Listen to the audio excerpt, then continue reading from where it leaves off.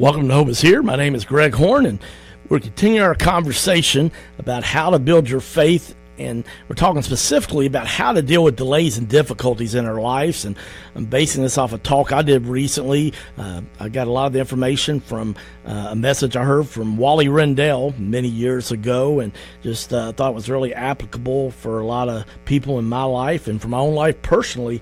And so yesterday we talked about how to deal with difficulties. We've been basing it out of the book of Acts, chapter 27, and we talked about determining the reason why we're going through a difficulty or delay in our life. Something that we often overlook is how to ask God for help. We talked about the common mistakes we make a lot of times when we're dealing with delays and difficulties.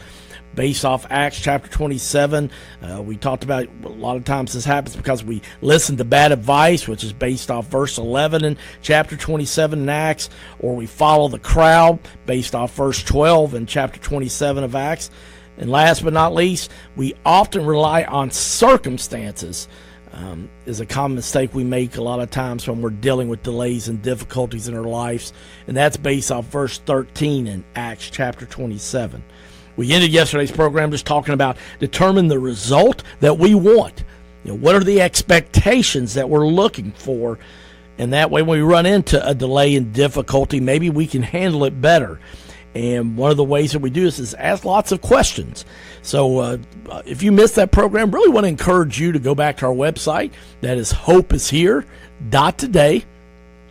Hopeishere.today, and you can find that podcast. It's only 14 minutes long. Also, lots of other great programs on there. We've been doing this since September, and we're almost at 10,000 downloads of our program. And so I really appreciate the support of people. In fact, if you'd like to make a financial offering to our ministry, it is tax deductible. You can simply go online at hopeishere.today, or if you'd rather mail a check, go to the hopeishere.today, and I can give you the address to mail a check. And we appreciate so many people that support us on a monthly basis with their tax deductible donation to Hope is Here, as we are now being listened to in over 20 different states and 6 foreign countries, and so many people looking for hope.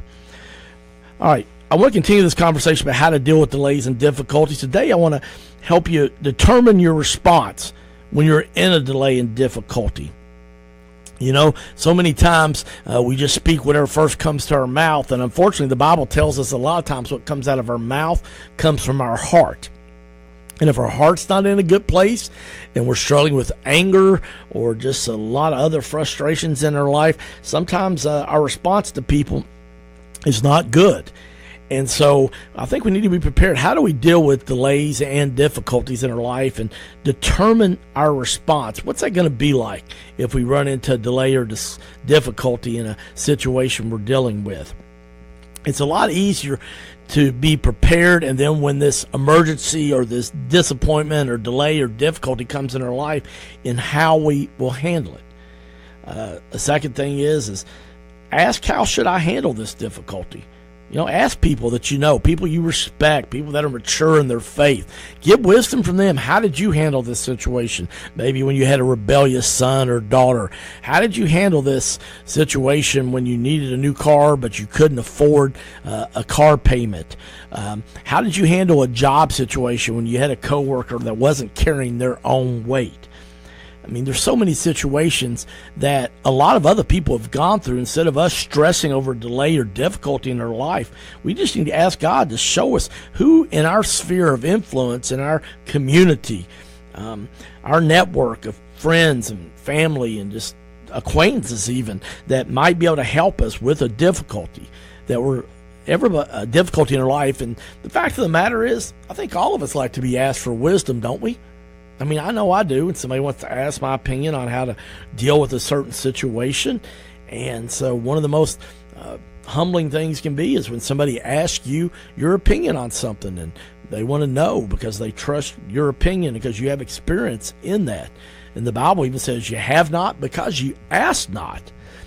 And I want to remind you that, when we're preparing our response to people and we're asking others on how I should handle a difficulty we're dealing with, John Maxwell's book called Failing Forward says, when we have a failure in life or delay or difficulty, it's not what happens to us, but what happens in us. It's not what happens to us, but what happens in us.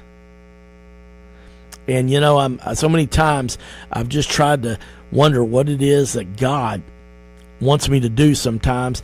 And when I feel things inside not going well, I've got a couple of friends that are really just very calm. One of them is my brother, my middle brother, Mike Horn. It's an oncologist and just very level-headed, very even keel, and has a lot of wisdom both in the world and a lot of education, but also a lot of biblical knowledge, and ask them on how I should respond to something. And we all have somebody like that, and maybe that's stronger in an area than we are. So ask those people, because if you know what's happening in you is not a good thing, you want to be careful how you respond. Wrong responses to when we have a delay or difficulty are actually when we drift. That happened in chapter 27, verse 15 of Acts. I want to encourage you to look at that. And, the fact of the matter is, when you coast, you're going down, okay? You're not going in a good direction. I heard head basketball coach Ralph Willard say one time to the guys on our team at Western Kentucky University, guys are either moving forward or backwards in life. You're never just stand still or in idle. Yeah, you might be like that for a day or so, but if you keep doing that, eventually, next thing you know, you'll be going backwards in your life. And that's so true. And whatever it is, if your marriage is in a bad place, it just didn't happen overnight because you put it on cruise control, and didn't address maybe situations that came up. Next thing you know, you're in a troubled marriage. Or I know where I put on some weight. It wasn't the first bad meal or first time I didn't go work out with the gym membership I owned. It just was a slow, gradual coasting. The next thing I know, I've got a weight problem and got to buy some larger size clothes, shirts, and pants. And so we've got to be careful about drifting when we have delays and difficulties, putting off dealing with a delay or difficulty. A lot of times the old saying goes, if you wait to go downtown when all the lights turn green, you'll never get there. And sometimes that's what a lot of us are waiting on. So that's a wrong response when we're dealing with a delay or difficulty. Another wrong response when we're dealing with a delay or difficulty is to discard it. It's easy just to get rid of people, get rid of things when they're uncomfortable or they require a little bit of work. And, some of the best friendships I have are ones that we've gone through maybe a season where we had some challenges, but we've worked through them. We've asked each other tough questions. We've offered forgiveness to one another. And we know it's a solid friendship because we have stood the test of time. Same thing with your family, co-workers. I mean, the list goes on and on. But when we have a wrong response to delay or difficulty, a lot of times we just start discarding things or people. And that's an easy way. Anybody can do that. But most of the time, it's not the God-honoring way. And to have hope when you're dealing with a delay and difficulty, I want to make sure you don't look for that as the easy way out. Because once again, as we talked about yesterday, God is more interested in your character than he is your comfort. Does he love to bless his kids? Absolutely. But we are blessed financially with material things and good health and other things that are so wonderful to have, but not just for our own self-well-being, but for others, that we can be a blessing to others. And I love the verse in Proverbs that says, those who refresh others will themselves be refreshed. So sometimes when we're not feeling refreshed, even though we don't feel like it, and we're dealing with a delay and difficulty, one of the best things we can do is go out and serve somebody else or help somebody else. And next thing you know, then things start to turn around in our own situation or circumstances. And last but not least, the wrong response when you're dealing with delays or difficulties is just to get in a spirit of despair.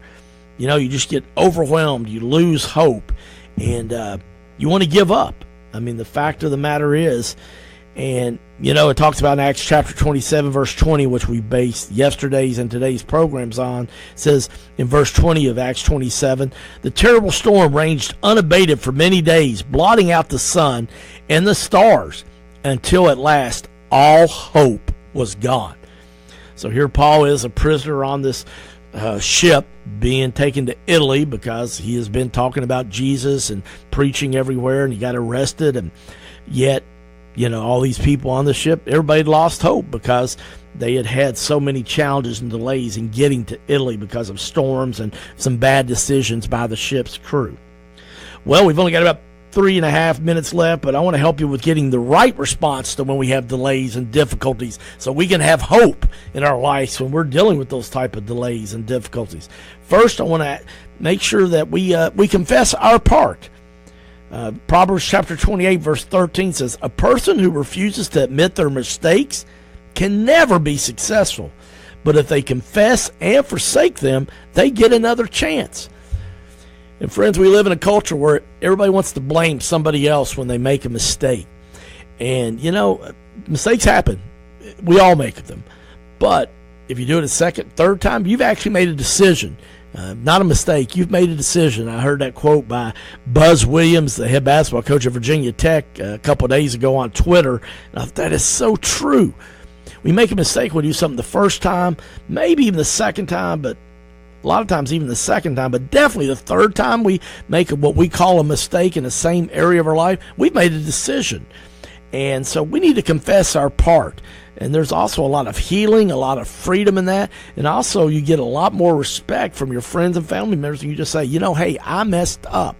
Can I get a second chance? Sometimes we need a third chance, but you got to confess your part. Another right response to delays and difficulties is we have to confront the problem or the difficulty maybe that's causing the delay in our lives. And Paul talked about this in verses 34 through 40 in Acts chapter 27, and I want to encourage you to take a look at that. The last thing is that we have to claim a promise. And, you say, well, what do you mean? Well, I mean by what God's word says about us in our faith, our future. When things don't look good, I go to Jeremiah 29:11 lots of times. It says, "For I know the plans I have for Greg, declares the Lord. Plans to prosper Greg and not to harm Greg. Plans to give Greg a hope and a future." Or when I'm having a delay or difficulty and I don't know when I'm going to get out of it, or things just look kind of hopeless, Proverbs chapter 3 verses 5 and 6 says, "Trust in the Lord with all your heart and lean not on your own understanding. In all your ways acknowledge God, and He will direct your paths." So I close with James chapter 1 verses 2 through 4 today. It says, "Is your life full of difficulties? Well, be happy when the way is rough. Your patience has a chance to grow. So let it grow, and don't try to squirm out of your problems. For when your patience is finally in full bloom, then you'll be ready for anything, strong in character, full and complete." That's from James chapter 1, verses 2 through 4. Friends, I really believe that God never wastes a hurt in our life or a delay or difficulty. And, one of the fruits of the Spirit is patience. We have love, joy, peace, patience, kindness, goodness, gentleness, and self-control. And I love that one of my friends who had been asking God to help her with the fruits of the Spirit, and she'd even told her daughter that. And one day she was losing her patience, and her daughter just but said to her, "Mom, number four." And she's talking about the fourth fruit of the Spirit that's listed, which is patience. And you know what? Don't be so hard on yourself when you do mess up, when you're going through a delay or difficulty, and maybe you don't handle it in a God-honoring way. Give yourself a fresh start, forgive yourself, and make a better decision the next time. And while you're waiting, don't fear, because the Bible promises God will never leave us or forsake us. Don't fret, because God's timing is perfect. Don't faint, because Galatians chapter 6:9 tells us, "Do not become weary in doing good, for at the proper time you will reap a harvest if you don't give up." Well, my name's Greg Horn, and this is Hope is Here. Hope you'll join us next time. CMI is your full-service human resources provider in Central Kentucky. For 15 years, CMI Human Resources has taken great pride in helping organizations and people work. Whether it's employee handbooks or help in filling a position, no job is too large or too small for CMI. Contact the professionals today at CMI Human Resources, 859-296-2800, or online at cmiconsulting.com.